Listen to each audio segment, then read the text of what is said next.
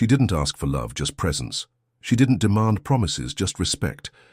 But he, a millionaire accustomed to buying silences, made her his shadow among the luxurious halls of the mansion, while calling her an angel between the sheets. She accepted it silently because her heart was more fragile than her pride, until the day she got tired of being a secret. And when she decided to leave, he believed it was just another whim. But her absence silenced the laughter of the house, froze the luxury and exposed a void that money cannot fill. And it was there among soulless jewels and glasses without toasts that he understood that losing a hidden love can be the worst humiliation for a man who never learned to love in the light of day. It was supposed to be a secret, just another one of his intimate extravagances, the kind that can be erased with an expensive gift or a cold note left on the pillow. But she was different. She had something in her eyes that he could never control. Truth. And that scared him. That's why he hid her.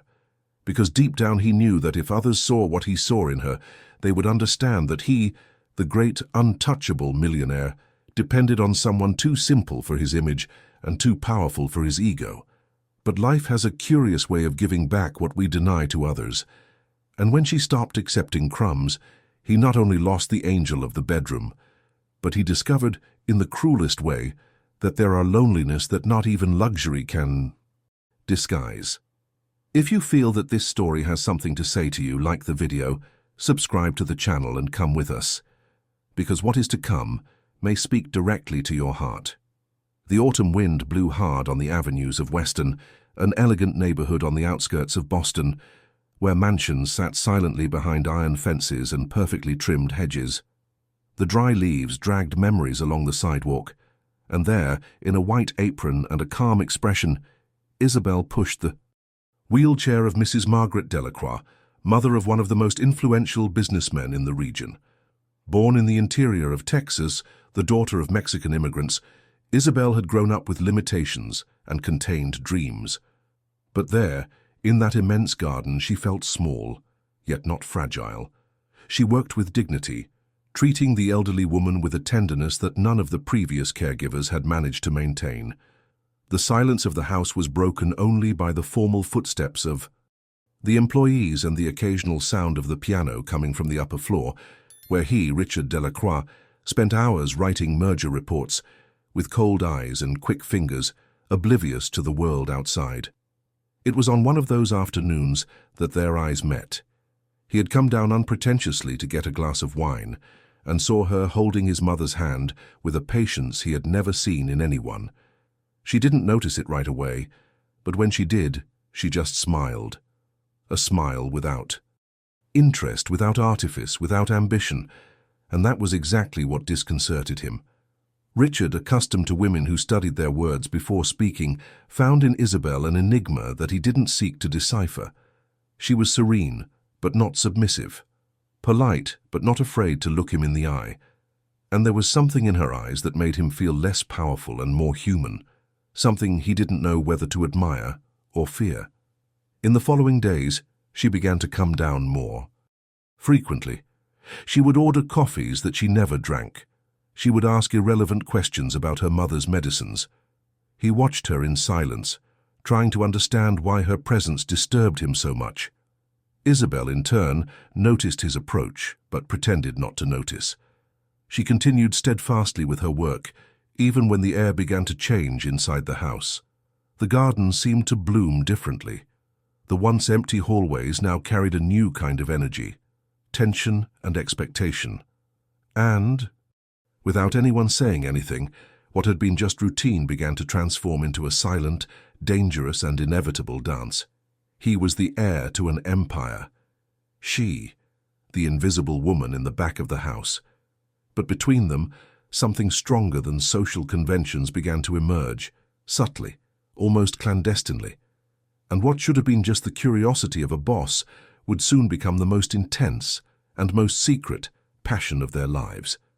Days turned into weeks, and the mansion slowly witnessed a rapprochement that no one dared to name. Richard found new excuses to cross Isabel's path. He asked her to help him better understand his mother's care. He asked her to accompany him to medical appointments, and soon, without realizing it, she was by his side for discreet appointments, always as Mrs. Delacroix's trusted nurse. It was the perfect excuse to keep her close without arousing suspicion. During a trip to Martha's vineyard on a long weekend, Isabel was invited to accompany Mrs. Margaret, claiming that she would be more comfortable with someone familiar nearby. Richard planned everything. The mansion by the sea was empty, just the three of them. At night, with his mother asleep upstairs, he went down to the kitchen where Isabel in silence was preparing tea. They didn't say anything for long seconds. She knew that that moment was approaching. He extended his hand, as if asking for permission, and she, with a shy gesture, accepted.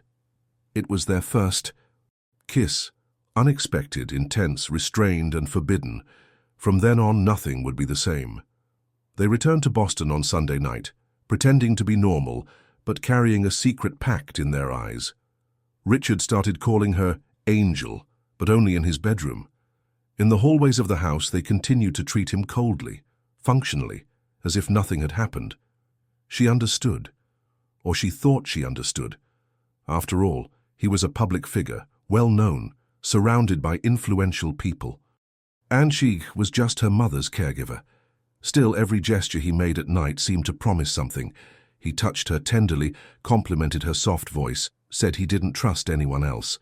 And she, even amidst the contradictions, let herself be carried away. There were never any promises, but there was presence. There were never any declarations, but there was shared silence. Isabel began to wait for him, to do her hair differently, to choose her dresses more carefully. Little by little, she began to surrender herself without realizing it. He, on the other hand, seemed to feel in control, as if the feeling was something she could contain between satin sheets and locked doors. When they were alone, he was whole. But in front of the team or family, he would retreat, pretend to distance himself and go back to treating her like any other employee. At first, she let it go. She thought it was just fear, that in time he would accept it, that their love had a future. But little by little, something inside her began to hurt, a slight but growing discomfort, because no matter how intense their encounters were, no matter how real their touch seemed, she was still a secret, a name he would never say in public, a heart he would kiss in the dark but hide in the light, and that silence, which used to be complicity, began to feel too much like shame. On the night of Mrs. Margaret's birthday, the mansion was filled with distinguished guests, politicians, lawyers, heirs to important names. Isabel had been instructed to discreetly help with the service, even though she was not officially part of the household staff. Richard did not mention her presence. He did not even look at her when he arrived with his younger sister and two executives who wanted to close a $1 million contract. Isabel felt the shock. She was wearing a discreet blue dress that he himself had complimented weeks before, saying that it brought out the color of her eyes. But there, in front of the crowd, she was invisible. When one of the guests asked who the nice girl in the hall was, Richard replied with a small smile, "Oh, she takes care of my mother. Very efficient." Nothing more. Not a gesture, not a glance. Isabel pretended not to hear, but she felt her throat tighten, the bitter taste of being diminished by someone who, that night, called her unique. At the end of the event, while collecting forgotten dishes from the outside tables, she found a handkerchief that he had left on the chair. She took it and put it away without thinking, perhaps out of habit, perhaps out of longing. When he came to thank her for her help, with the same coldness as always, she just nodded, with a half smile. And that night, for the first time, she didn't go up to his room. She stayed in hers, alone, in silence, and she cried. The next day, Richard knocked on her door, with a bouquet of rare flowers, smiling as if nothing had happened. You know how these nights are. Family, business, I couldn't. She didn't answer. He just took the flowers, put them in the sink, and went back to Mrs. Margaret's room. He stood there for a few seconds. That irritated him. Isabel didn't make a fuss. She didn't shout. She didn't confront him. But her silence hurt more than any words, and that's when he started testing her. He started to provoke her. She brought other women to formal dinners, complimented them too loudly. Isabel pretended not to see, but each night her gaze grew more distant. Until one morning, when Richard appeared with drunken eyes and trembling hands, saying that he could only sleep next to her, Isabel looked at him and said in a low voice, "You call me an angel when no one sees, but outside you treat me like nothing. What kind of love is this that only exists in the dark?" He didn't know how to answer. He tried to hug her, but she pulled away. From that moment on, something changed. Not in her. Everything in her had been in transition for weeks, but in him. For the first time, Richard felt afraid of losing, and this fear, instead of bringing him closer, made him retreat even further, because recognizing real love required a courage that he didn't have. And what was passion turned into a fight. What was affection turned into vanity. And what could have been a new beginning began to fade away in silence. Winter came early that year. The mansion seemed even quieter under the constant fog that took over the mornings. Isabel no longer smiled easily. Her face, still serene, had taken on a tone of distance that only the most attentive eyes would notice. Mrs. Margaret, increasingly fragile, noticed. In one of those rare moments of lucidity, she squeezed her caregiver's hand and murmured with difficulty, "You have a light that no one can extinguish, my daughter." Isabel held back her tears. She was not used to being seen, and that sentence, coming from a woman who never said anything, entered her like a plea and a blessing at the same time. That night, while she was organizing the medicines in the upstairs family room, Richard appeared once again without warning. He was irritated. He complained about her being distant, asked if there was someone else, said he missed the moments when she waited for him, with her eyes that seemed to beg for crumbs. But now she was no longer begging. She just looked at him with pity, and that infuriated him. She tried to explain, gently, that she needed to find herself again, that she didn't want to be just a pretty pastime in his routine of control and status. But he scoffed. He said she should be grateful for everything, that anyone else in her place would have settled for much less. And that's when she stood up, calmly, and said, "That's exactly why you fell in love with me, Richard. Because I was never like the others. But you still don't know what to do with someone who won't accept being hidden." He didn't answer. He left, slamming the door. The next day, she started looking for nursing courses. She knew she needed something beyond that house, beyond that man. She needed to rebuild her value somewhere else, with other choices. She started studying at night, making new contacts, discovering a world outside the walls of the mansion. Richard, noticing the change, tried to get closer. He sent messages during the early hours of the morning, showed up with gifts, made up excuses to see her. But she no longer smiled like before. His voice was firmer. His heart still hurt, but now it was a healing heart. He didn't understand. He thought he could win her back with expensive flowers and empty promises. But Isabel was different, stronger, more whole. And for the first time, he felt that she could really leave, that she was freeing herself from the invisible prison where he kept her with sweet words and cowardly actions. And that was when the tables turned, not because she planned revenge, but because his absence began to hurt more than his presence. And when control slips from the hands of those who have always been in charge, silence becomes the greatest punishment. Isabel didn't slam the door. She didn't make speeches or demand explanations. She simply began to disappear, little by little. First, she declined an invitation to a weekend in Cape Cod. Then she started spending less time at the mansion, claiming she was studying. And finally, she rented a small apartment in the Alston neighborhood, near the community college where she enrolled in a nursing program. Richard heard about this from a third party. He couldn't believe it. He called her. She wrote back a polite note. "Thank you for everything. I'm fine. I need this time." He remained silent for a few days, hoping it was just a phase. He sent flowers, which were returned without a note. He sent gifts that were refused at the door. He sent messages that remained unread. It didn't make sense. Richard, accustomed to controlling the environment around him, felt disarmed. She wasn't yelling. She wasn't threatening. She had simply disappeared from his orbit. and that hurt more than any scandal. One Saturday night, after a few drinks, he drove to the new address. He waited in the car until he saw her arrive. She was wearing jeans, a simple coat, and carrying books and lunchboxes. She was smiling, talking to a neighbor. She didn't look destroyed or confused. She seemed alive. He got out of the car impulsively and called her. She stopped. Their eyes met. There was longing, but not pleading. He said he needed to talk. She took a deep breath and replied, "Talks don't change attitudes, Richard." And she went inside. The door closed in his face was like a sentence that echoed inside.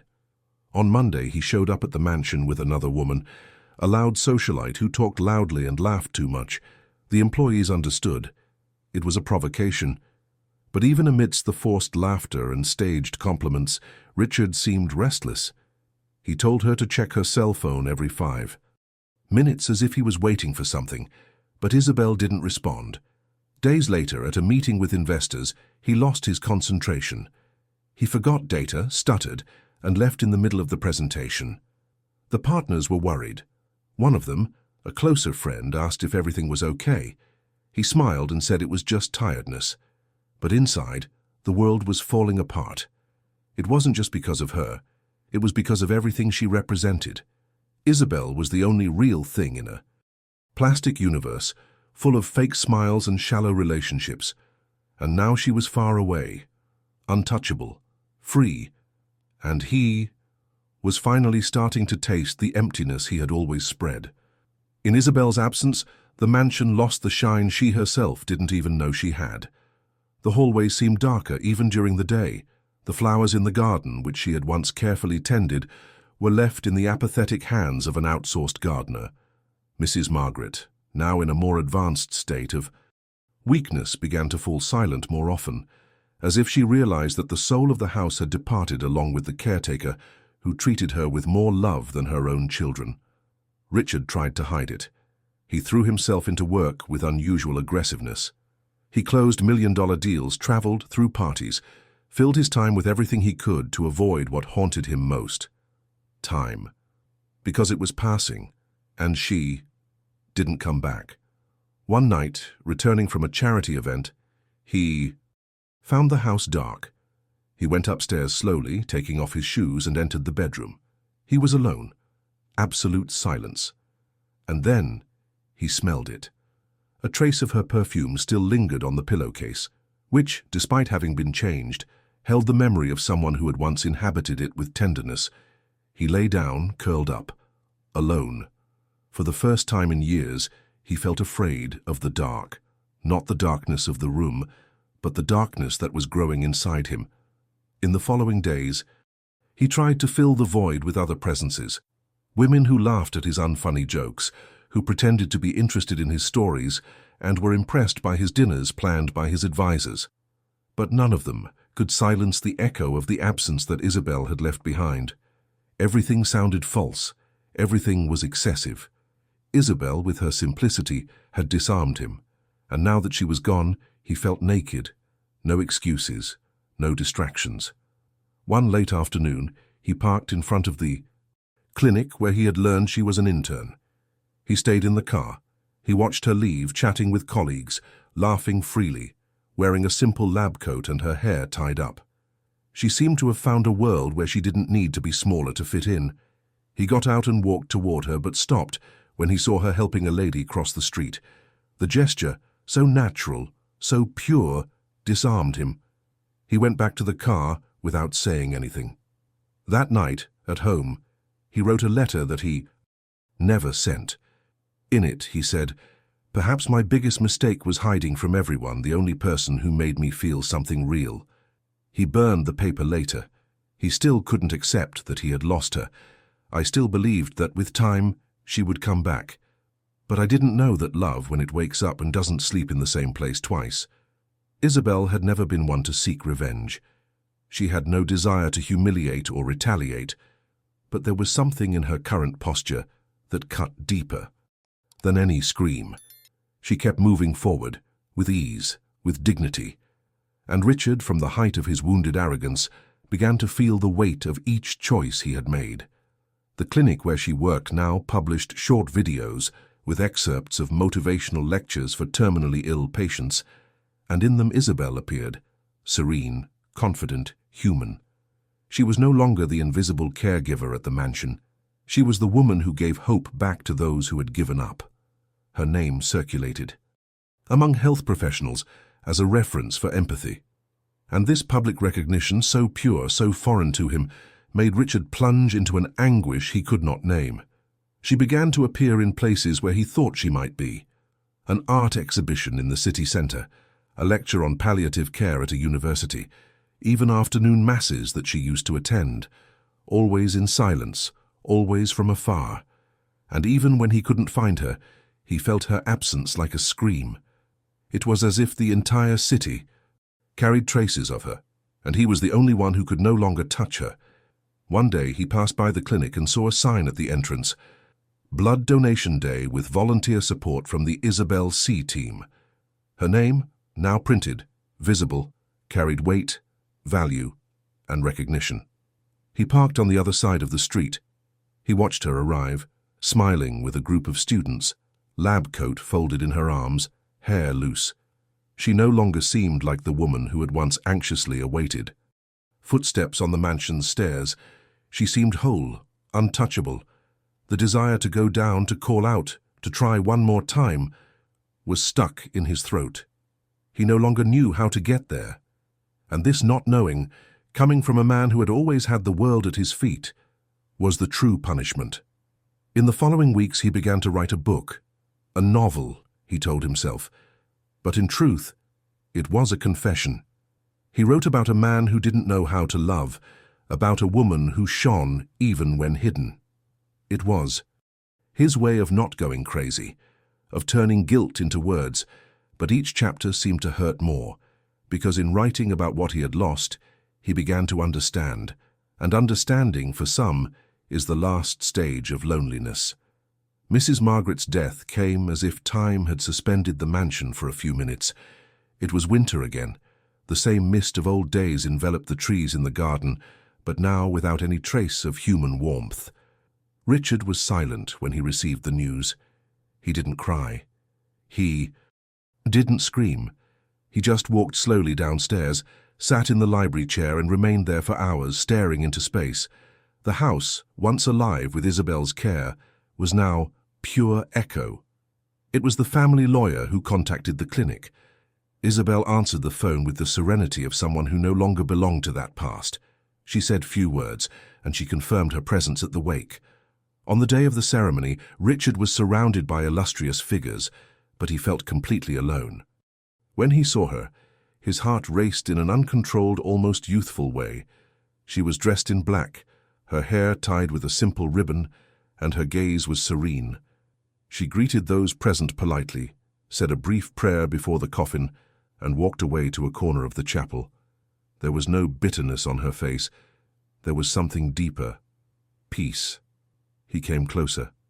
He tried to say something, but the words wouldn't come. She looked at him, steady, and just murmured, "I'm sorry for your loss." It was the first word he had heard from her in months, and it seemed loaded with everything he didn't know how to handle. Kindness without self-interest, strength without anger, presence without dependence. He wanted to hold her, to ask her to stay, but she was already on her way to the door. When she left, the wind blew hard.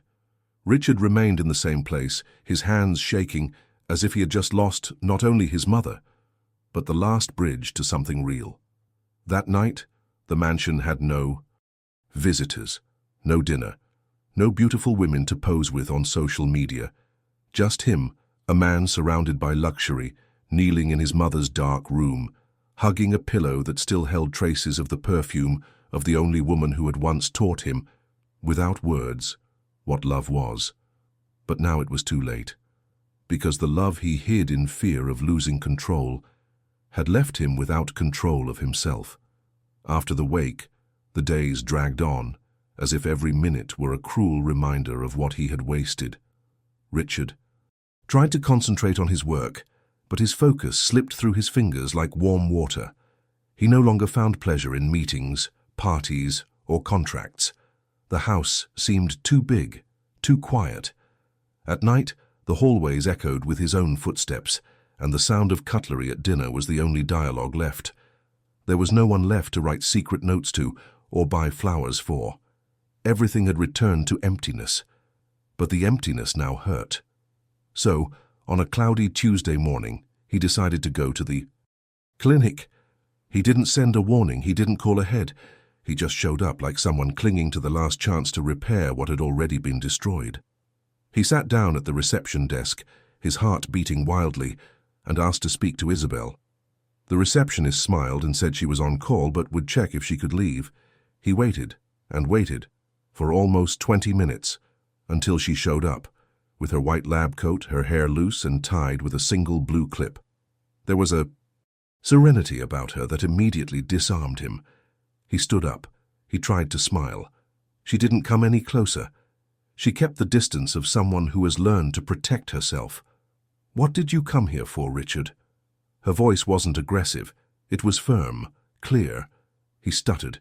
He said he needed to see her, that he couldn't keep pretending that everything was okay anymore, that her absence had become unbearable, that he wanted at least to have the chance to apologize. Isabel took a deep breath. Her eyes filled with tears, but she didn't look away. "You had so many chances to accept me, to look at me truthfully, but you always chose what was easiest for your name. I don't blame you. I just can't lose myself anymore trying to save you." He tried to get closer. She took a step back. The distance between them seemed the size of an abyss. "Isabel, I love you." She smiled, a sad smile. "No, Richard.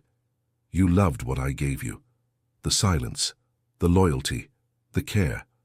But you never had the courage to love who I was outside your room." He felt the blow. For the first time, his tears fell in front of her, and she just watched him, like someone looking at a memory that no longer hurts as much. "I forgive you," she said, with a sweetness that dismantled him, "but I'm not coming back." And then she turned her back, crossed the hallway, and disappeared through the glass doors of the clinic. Richard stood there, powerless, as if his entire body were made of ash.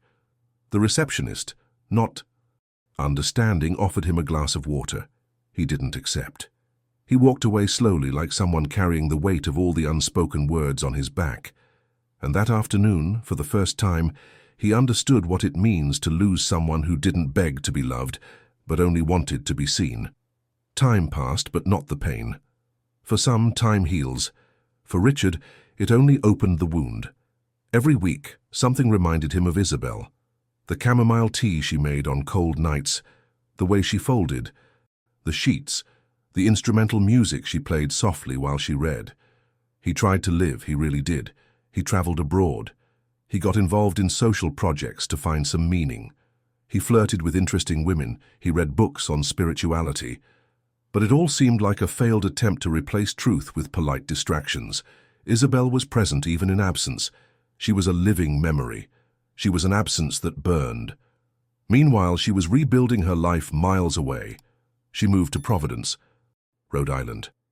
She began working at a city hospital where she was known for the gentle way she treated patients at the end of their lives. She began writing letters to grieving families with words that came from the most human place within her. She was respected, she was loved, she was free. A local newspaper ran an article about her.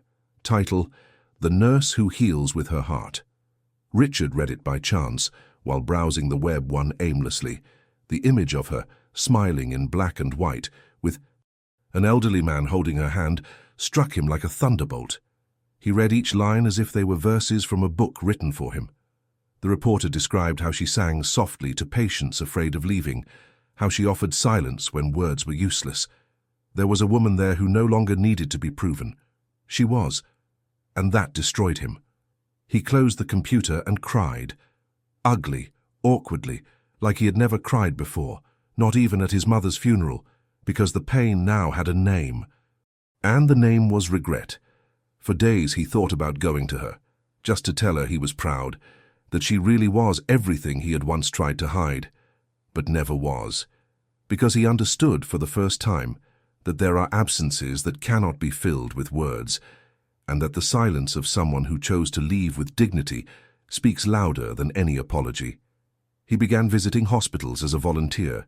He began writing chronicles under a pseudonym, not to win her back, but perhaps to touch on what she had awakened in him, the need to be a better person. Life went on, but inside him Isabel never left, because some loves, when true, remain, not as a presence, but as a lesson. The chronicles that Richard began to write were, at first, just a way of venting. He published under the pseudonym RDL, without photos, without vanity. He wrote about missed encounters, about the fear of truly loving, about how pride sometimes disguises itself as prudence and destroys everything that could be beautiful. Little by little he began to gain readers. Anonymous people left moving comments, saying that they felt that those words seemed to come from someone who knew the pain of unlived love. Social media began to share excerpts. A literary influencer quoted a paragraph and said, "Someone give this author a name because he is writing with his heart exposed." But Richard didn't want to be found. He didn't want glory. He just wanted that pain to make sense to someone. Meanwhile, Isabel went on with her simple but whole life. She cared for terminally ill patients, volunteered with abandoned elderly people, and on weekends she wrote poems that she left on park benches, signed only with the letter I. She said that good poetry doesn't need a face, only a soul. One day, a teenager who had lost her grandfather posted a photo of one of these poems with the caption, "Someone left this on the bench at the hospital where he passed away. I don't know who it was, but thank you." The image went viral, and a local publisher decided to gather some of these anonymous phrases and publish them in a small handmade book, Words That Calm. The book came into the hands of a cultural journalist by chance. He read it, was moved, and decided to investigate who the author was. It took him weeks, but he found it. It was Isabel. The article came out the following Sunday. She heals with gestures and writes as if she were praying. Meet the woman behind the words that are touching. Thousands. Richard saw the article by chance, as he had every time she reappeared in his life, as a sign. He read it in silence. He smiled. She had the same glow as before, but now it was stronger, more steadfast. He knew, then and there, that she had won. Not in the sense of having overcome only his pain, but because she had blossomed in her own time, on her own path. And with tears in his eyes, he closed the newspaper and said in a low voice, like a prayer that no one heard, "She became what I didn't have the courage to be." And then, for the first time in years, he felt that that love had not been in vain. He would simply keep it forever, in the only place where it would never be torn away, in the memory of what could have been. The letter was written on a cold November night. There was no wine on the table, no soft music in the background, just the sound of the pen touching the paper, and Richard's heart, hesitant between guilt and gratitude. It was 5 pages of handwriting, with slow, honest strokes, and with no expectation of a response. He didn't formally apologize or beg for her to come back. He simply told her, in detail, how his life had changed since she left. How, instead of looking for replacements, he learned to listen to what he had previously ignored. He told her about volunteering at hospitals, about the chronicles he secretly signed, about the days when he woke up and thought of her as if remembering a beautiful dream, the kind that we know is over, but still warms us. At the end, he simply wrote, "I hope that wherever you are, you feel proud of yourself, and that you know that your light still guides me, even from afar. Thank you for having existed by my side, even if in silence. Richard." He sent the letter to the editor mentioned in the newspaper article, with a note politely asking that it be delivered if possible. A few days later, the answer arrived. Not in words. Isabel didn't write, didn't call, didn't send a message. But one. Sunday morning, when he opened the door to his apartment, Richard found a small envelope under the doormat. Inside, there was only a bookmark with a handwritten phrase, "Peace comes when we accept that some stories are blessings, even without a happy ending." And on the back, a simple verse, "I forgive you and I move on." He sat on the floor, with the bookmark between his fingers, and cried, not as someone who lost, but as someone who understood, because in that firm and loving absence, there was the deepest form of presence. From that day on, he began to write less about pain and more about healing, less about what he didn't have, and more about what he learned. Silently, without making any big statements, he began to donate part of his fortune to projects that cared for women in vulnerable situations. He never revealed his name in the deposits. He no longer needed applause. Everything he did now was his way of loving without expecting anything in return. Isabel's name was never spoken out loud by him again, but there were traces of her in all his texts.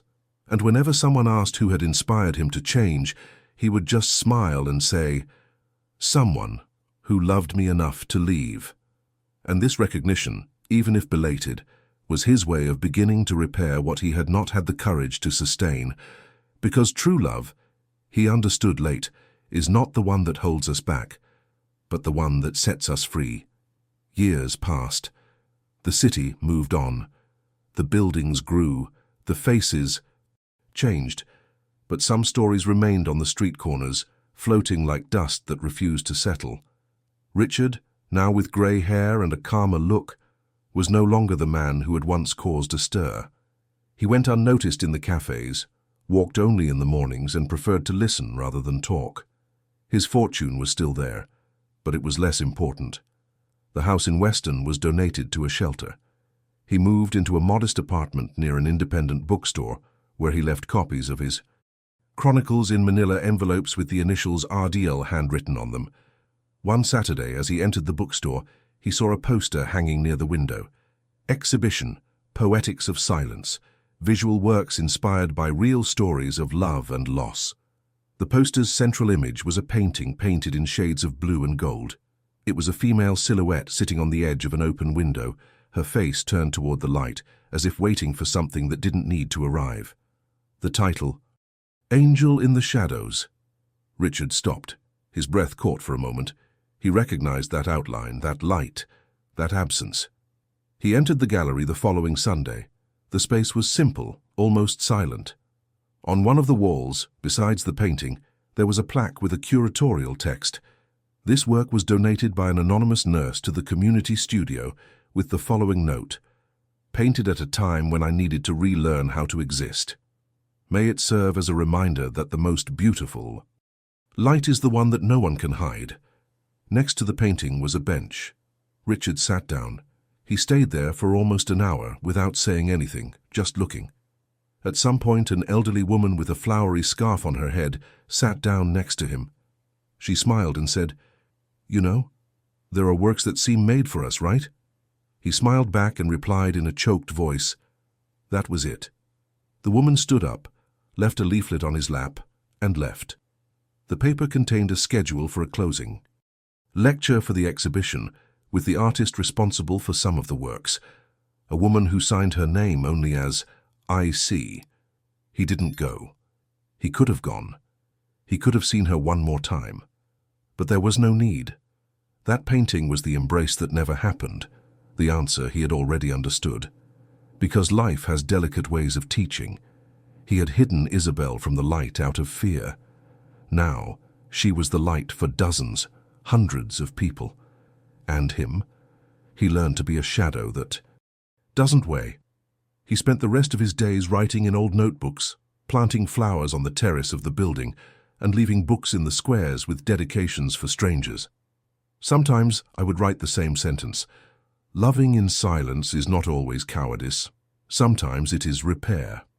When he died years later, his name did not appear in the gossip columns or in famous obituaries, but in the lobby of a Providence community clinic, a small frame hung in honor of an anonymous donor who for years funded treatments for needy patients.